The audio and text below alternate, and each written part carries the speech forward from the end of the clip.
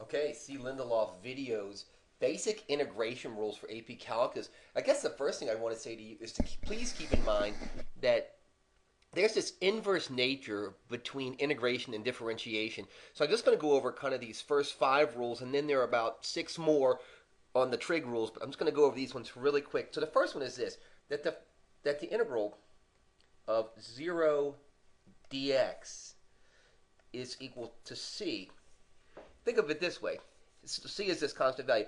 If I said to you, what is d dx of c, of 7?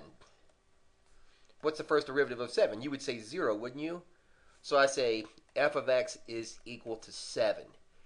And I say, what's f prime at x? And you say, well, Charlie, f prime at x in this case is 0. So if we're doing integration, and that's kind of the reverse or the inverse of differentiation, then we're moving in the opposite direction. So just wanted to kind of show you this as it works out.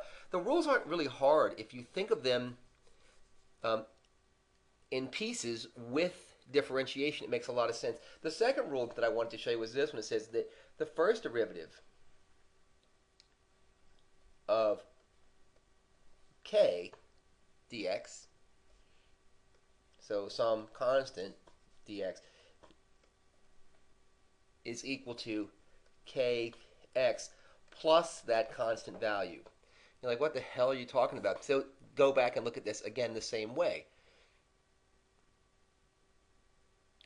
Look at this the same way. You could say, well, if f of x is equal to 7k, if you want to, f of k is equal to 7k plus 3, well, its derivative would just be 7, wouldn't it? The first derivative of 7k is just 7. The first derivative of 3 is 0. So you'd say, well, f prime at k is equal to 7. So what I'm suggesting to you is this is going backwards. And I think as we get down to the fourth and fifth rule, it starts to really, really come together. So let's keep moving a little bit. As much as anything, and I hate to say this to you, you just have to memorize this stuff. You have to memorize this stuff. As you apply it, it becomes crystal clear. So I would say, if nothing else, you have to start to apply it. The third rule says this, that if we're looking for the indefinite integral of k, some constant, times f of x dx, well, that's just equal to k times f of x dx. All right, so really, really important to note that if this is a multiplier out in front, if this is not being added, this is not an add, this is a multiplier. If there's a multiplier, this multiplier can just be moved out front. So let's take a look at this next. We're almost down to the rule that where they really, really start to become most common. This was just kind of the sum and difference rule done backwards. So what's the indefinite integral of f of x plus g of x quantity dx?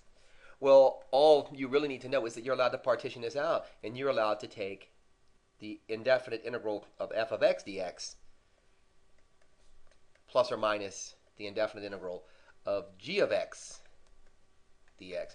It's really important I should put this plus or minus. I always think that that's assumed, but some people don't kind of take that. So not too bad. Here is the kind of the golden rule, the rule that I think you see the most, the rule that when we get down to the fundamental theorem of calculus will be the rule that you see the most. So I'm going to write it in a different color. And that rule is this one. It says that the indefinite integral of x to the n dx, well, is equal to x to the n plus 1 over n plus 1 plus c. Don't get freaked out. That's all we're doing, is we're doing our differentiation backwards, right?